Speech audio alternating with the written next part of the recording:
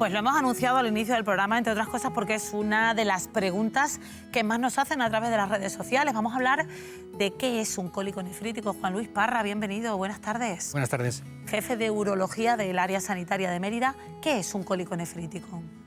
Bueno, pues un cólico nefrítico es un cuadro de dolor agudo.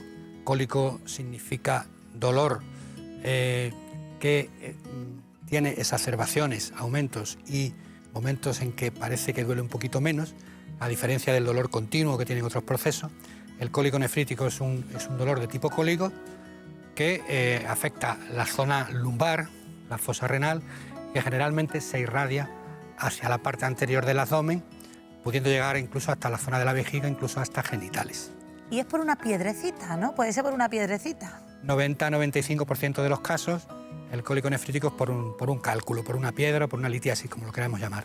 Hay un 5% que puede ser por otros problemas, por un coágulo, es decir, todo lo que suponga un obstáculo en la vía urinaria a la libre circulación de la orina va a producir un cólico. 90-95% de los casos es una piedra la causa.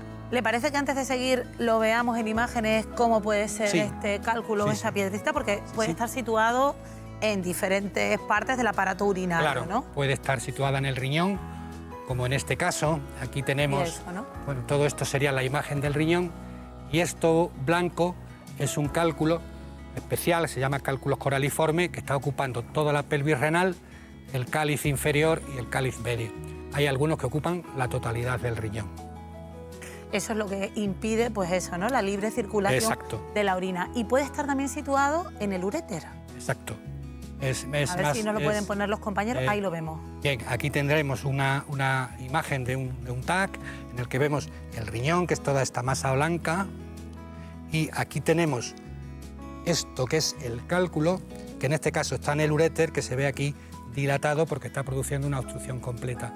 Esto es causa de cólico nefrítico. Eso es lo que la gente en casa puede identificar perfectamente con ese dolor que usted refería, ¿no? El hecho de que la orina no pueda pasar es lo que causa ese dolor, que a veces es insoportable. Además, usted lo puede contar en primera persona también. Yo soy urólogo y he visto muchos cólicos, pero he tenido cólicos nefríticos también y sé lo que... Y es dolorosísimo. Pues antes de sentarnos, le voy a pedir a mis compañeros que nos pongan un gráfico de cuáles pueden ser los síntomas, ¿no? Cómo se manifiesta ese cólico, ese dolor abdominal del que usted nos hablaba, el dolor que se irradia, ¿no? Del que también nos hablaba. El más importante es el dolor lumbar. El dolor abdominal es referido. O sea, primero empieza en la zona lumbar, a la derecha o a la izquierda, y luego ya se irradia hacia el abdomen, generalmente hacia adelante. Puede llegar, como digo, bastante abajo, a la zona de la vejiga, a la zona genital. ¿Fiebre puede ocurrir también? La fiebre no es típico del cólico. Si un cólico nefrítico aparece fiebre, tenemos que pensar que hay una infección urinaria asociada, y eso puede ser una situación grave. Un cólico nefrítico con fiebre generalmente requiere ingreso hospitalario, porque esa obstrucción que hemos visto puede hacer que la orina retenida por encima de la obstrucción se infecte, y eso puede requerir que tengamos que drenar esa orina de forma urgente. Tanto la fiebre es un elemento ya añadido, aparte. ¿no? ¿Y náuseas o vómitos pueden ir asociados también al cólico? Sí. El riñón tiene una inervación que en cierta manera es común con el aparato digestivo, y pueden aparecer síntomas digestivos como náuseas, vómitos, también sudoración y palidez, porque son cuadros muy dolorosos. Vamos a sentarnos, Juan Luis, y yo le voy a hacer la pregunta que seguramente le harán muchísimos pacientes. ¿Cómo llega esa piedrecita, ese cálculo, al riñón o al uréter? Bueno, la orina es como sabéis, una de las vías de desecho de los productos metabólicos. En determinadas situaciones hay determinados productos que se acumulan en exceso en la orina y pueden precipitar, cristalizar y formarse piedras. Por ejemplo, los excesos de calcio en la orina, los excesos de oxalato en la orina, los excesos de ácido úrico en la orina, pues forman las típicas piedras, o bien de calcio o bien de ácido úrico, que acaban formándose. Siempre he escuchado que depende en la zona en la que vivamos, puede haber un agua con más calcio o menos calcio, que eso puede favorecer la aparición de un cálculo. ¿Eso es así? Eso ha sido así durante muchos años, se ha creído que era así, y ahora no es tan así.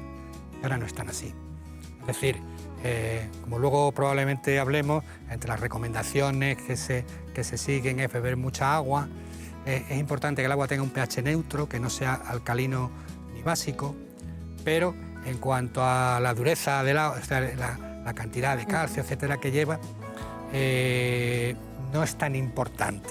No es tan importante. De hecho, hay muchas litiasis cálcicas que no requieren que se restrinja el calcio.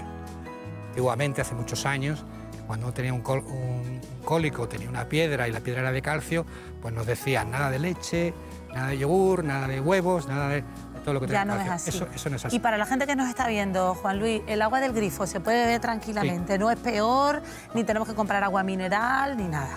No, en general, ¿no? A menos que tengas una patología. Hay determinadas patologías que, cuidado, pero en general cualquier agua. Para una persona sana, cualquier agua, beber mucha. ¿Qué cantidad de agua, usted que es urólogo, debemos tomar al día? Pues mínimo 2,5 litros, y en épocas de mayor sudoración, verano, etcétera, etcétera, o si haces ejercicio físico intenso, etcétera, y vas a perder líquidos por sudoración, hay que tener en cuenta que en un día normal de sudoración normal podemos llegar a perder hasta 1 litro, por lo que se llama la sudoración poco perceptible. ¿Cómo se trata el cólico nefrítico cuando aparece ese dolor? Lo principal es calmar el dolor. O sea, el objetivo número 1 es calmar el dolor.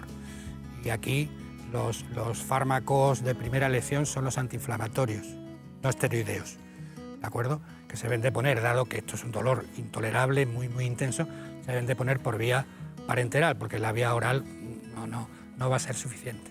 Se deben de poner por vía intramuscular, raro, más bien intravenosa.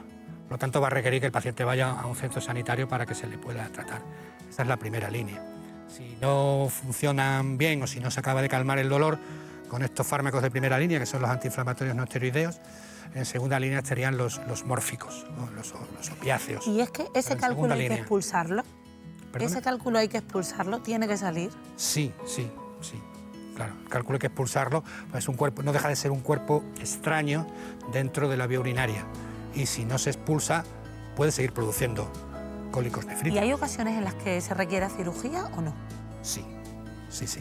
Entonces, en aquellas personas que el cálculo... Lo primero que hay que decir es que la mayoría de ellos se acaban expulsando, gracias a Dios.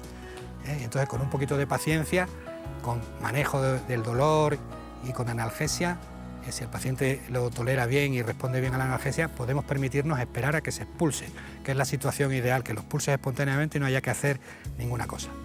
Pero hay un porcentaje más pequeñito que sí que necesitamos romperlo porque el cálculo se ha impactado y no progresa y el paciente está con dolor repetidamente ya en una situación intolerable, ¿no? Entonces eso hay que eliminar ese cálculo por la vía que proceda. Que se pueda. Me gustaría comentar un dato con usted, Juan Luis, a ver si nos lo ponen nuestros compañeros, y es la cifra. Entre un 14 y un 16% de la población tiene piedras en el riñón. Sí. Eso no quiere decir que den problemas. En algún momento pueden dar problemas, pero también pueden estar ahí alojadas y no cursar con dolor. Sí. Los países industrializados, en general, para tener una cifra para recordar, es en torno al 10%. En España está en el 12%, efectivamente, las cifras que habéis puesto en la imagen. Pero hay determinadas zonas, por ejemplo, en Estados Unidos, en los últimos 20, 30 años ha aumentado tremendamente la incidencia de... ¿Y eso por qué? Aprovecho para preguntarle, ¿tiene que ver algo nuestras rutinas, lo que comemos, lo que bebemos, en que aparezcan de forma más frecuente esas piedras? Sí. En el caso de Estados Unidos probablemente sea el síndrome metabólico, ¿no? Que es un cuadro con una serie de pacientes que tienen altos los triglicéridos, alto el azúcar, tienen un exceso de peso corporal, etcétera, etcétera, muy típico de los americanos, y su alimentación en sus hamburgueserías haya aumentado tremendamente la incidencia de litiasis. Juan Luis, me van a reñir porque estamos ya fuera de tiempo, pero no me quiero despedir sin decir algo que usted ha señalado. ¿Qué podemos hacer para prevenir la aparición de esos cálculos? Bueno, te voy a hablar de medidas generales que valen para todos los cálculos. Luego puede haber medidas específicas según el tipo de cálculo. Pero las medidas generales. Lo primero, beber mucha agua, beber esos 2,5 litros, 3 litros de agua al día, ¿de acuerdo? Eso es fundamental. El tipo de agua no tiene tanto que ver. Con pH neutro sí, pero lo otro no tiene tanto que ver. Eso es lo primero. Alimentación, evitar la sal. ¿Todo lo posible? Evitar la sal. La sal aumenta la concentración de calcio en orina. y disminuye la concentración de citrato. El citrato es un inhibidor de la cristalización, entonces tiene dos efectos deletéreos para el tema de las piedras. Entonces, poca sal y poca proteínas de origen animal. ¿De acuerdo? Eso en cuanto a alimentación, eso vale para todas las litiasis. Y después, tener un estilo de vida saludable, un poquito de ejercicio, evitar el sedentarismo, sobre todo... El tabaco, el alcohol... Bueno, eso no está... Bueno, el alcohol sí está relacionado, el alcohol sí está relacionado. El tabaco no se sabe, pero el sedentarismo hace que con más facilidad se formen piedras en los riñones. ¿De acuerdo? Gracias, Juan Luis Parra, por estar con nosotros. Tiene que venir otro día a hacer un consultorio y resolver muchas de las preguntas de nuestros espectadores. Encantado. Y yo aprovecho para decir que el tabaco siempre es malo, mata a miles de personas en el mundo al año y hay que dejarlo siempre. Y como estamos muy breves, vamos a hablar a continuación en profundidad de una enfermedad que solamente conocemos cuando estamos embarazadas y nos dicen que tengamos cuidado con determinados alimentos. Esto es la toxoplasmosis.